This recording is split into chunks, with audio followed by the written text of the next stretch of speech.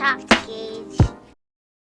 So just recently I finished Persona 3 Portable, which finally ends my journey of playing all three Persona 3, 4, and 5 on modern consoles. I wasn't sure if I was going to make a video, but I figured I might as well since I've experienced all of it. I've sunk hundreds of hours into this series already, and I figured might as well make a video about it. I had never played a Persona game before. 5 was my first one, and it was amazing. I enjoyed it so much that I decided to play the other two games that are on modern consoles, Persona 3 Portable and Persona 4 Golden, just because I enjoyed 5 so much.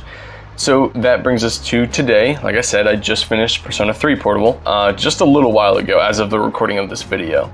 And now I want to go over all three of the games and tell you all what I thought of them. I'm gonna try to keep my thoughts as brief as I can on each of the three so that we can get through this video in decent timing, hopefully. But honestly, I think my opinions will surprise some of you, seeing as I'm a first-time Persona fan. But this video is sort of like a 3-in-1 review of sorts, so please engage that subscribe button down below if you want more of me in the future. This video is gonna be cool. But with all that out of the way, on to the video.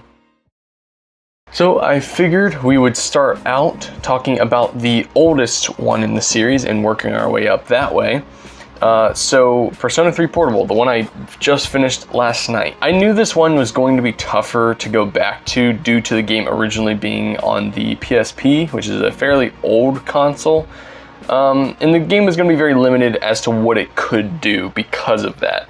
So of course by today's standards, it was very weak hardware that this game originally came out on, but I was still interested in playing it because I enjoyed 4 and 5 so much. So first off, let me just say the music is awesome. I personally probably like it overall more than I like Persona 4 soundtrack. Some people might think that's crazy and a hot take, but I just found it more enjoyable and sort of unique and stylish. I liked it. The visuals, at least in dungeons, are actually very comparable to Persona 4. The game looks alright for the time. But this is where I got to be a little more critical of this game. It was just straight up bad to go back to in the year 2023. For a few reasons. First off, where are the social links in this game? Like, look, I know they're in there. I took part in many of them, or some of them, and I finished the ones that I could do, but they're so much harder to start and finish in this one. The first problem was, yeah, I literally had to wait to start a lot of these social links. Like, a lot of them don't even become available until 30 hours, 35, 40 hours, and you're almost at the end at that point. So it takes a long time for some of them to be available. And another problem that I did not like about the social links in this game is that you are forced to date every girl that whose social link you finish. That sucks, because in this playthrough, I went with Yukari because she was pretty much the only one I could actually do for a while. And then I started doing Mitsuru, and I just stopped because it was saying, oh, she would get upset if you were dating someone else. And I was like, what? I'm not even finished with it. You didn't give me the option. So obviously Persona 4 and 5 fixed this later on to where you can experience the social links and the story arcs of the characters, and it still won't take away some of the experience from you. Another thing that is a negative towards this game is there's really no cutscenes. Everything is just explained to you, almost like it's a visual novel. Hey, but there is some MS Paint in this game though. That looks rough, not gonna lie, it looked really bad. Oh, and due to the social link system being difficult to deal with, I would literally go portions of the game just sleeping because I couldn't think of anything I could do or cared to do. And I finished Kenji, Nozomi, and eventually Yukari, like I said. I was doing the ones I could. There are points in this game where I was just not having fun, as sad as that is. But how is the story and characters? Well, this is where my opinions almost do a 360. Almost. You see, I think the story has parts that could have been done or written better, but overall, I actually really like what the story is. The life lesson within Persona 3 is one I find very meaningful, and everyone should learn from its story and themes. Death is the central theme of this game, and like I said, certain things I felt could have been done better, but this game still lands a lot of amazing moments, due to this core idea. I find this game's story and theme and identity to be one of my personal favorites out of Persona 3, 4, and 5. It actually is my favorite. And really quick, I'll say that it takes way too long for the characters to get cool / good moments that really fleshes them out, but eventually they do come, and I found myself really liking the cast of characters here, even though I started out even disliking some of them. But anyways, that's my general thoughts of Persona 3. I'll digress for now, but let's move on to Persona 4. So I played Persona 4 right after playing Persona 5, but I still very much enjoyed it. Overall, yes, this game is far better than Persona 3 Portable. Characters are awesome out the gate. This is because each dungeon is themed around each character, as well as a part of them that they haven't come to terms with or accepted about themselves. This is absolutely genius for how it gives us different dungeon designs, but at the same time, fleshing out our characters even more by showing us the parts of them that they don't even like or try to hide from the world. It is really amazing. The gameplay is more polished than Persona 3 Portable outside of battle, but something I do want to draw attention to is the battle wheel in both Persona 4 Golden and Persona 3 Portable. I actually found things like Persona 3's wheel to be more unique and stylish compared to Persona 4. But Persona 3 had its turn. Let's focus back on Persona 4. Music is also amazing here in Persona 4 as well. The story is far better overall than Persona 3, but as I said in that section, I don't find the theme here as interesting.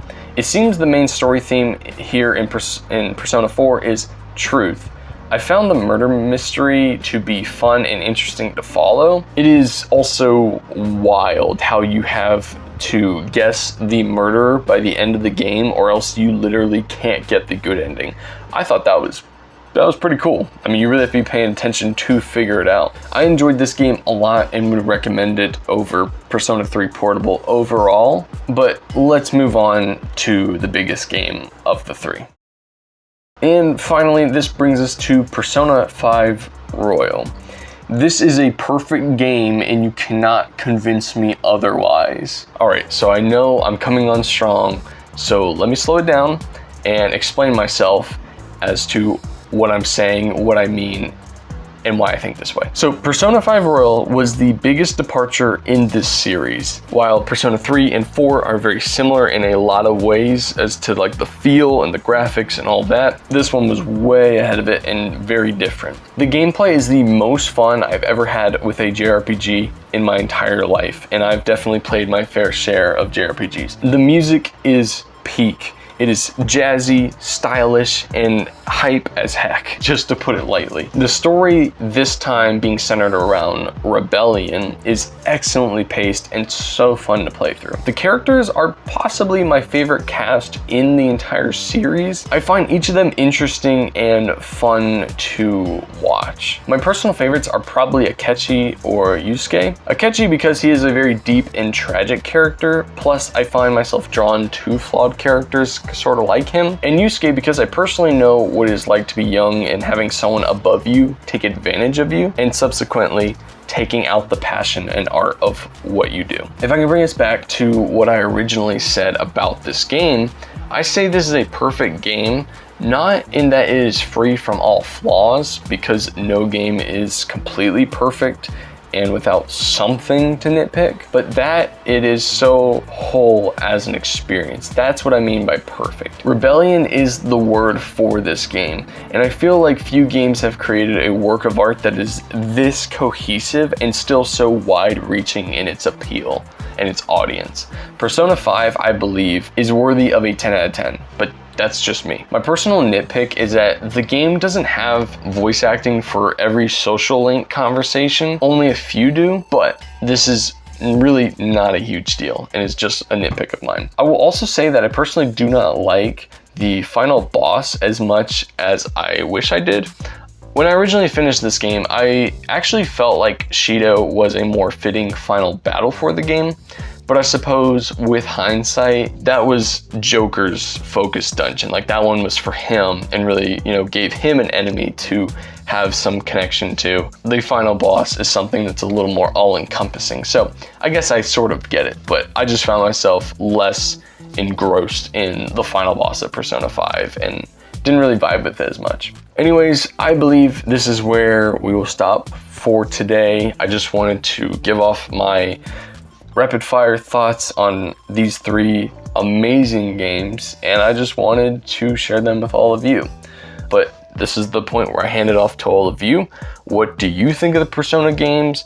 Which one is your favorite? And what did you think about this video? Leave all your thoughts in the comments down below. I thank you all for watching the video. If you enjoyed it, please hit the like button. If you didn't, I thank you for watching this long. And be sure to engage that subscribe button down below. And with all that being said, I will see you all in the next video. God bless. I wish I knew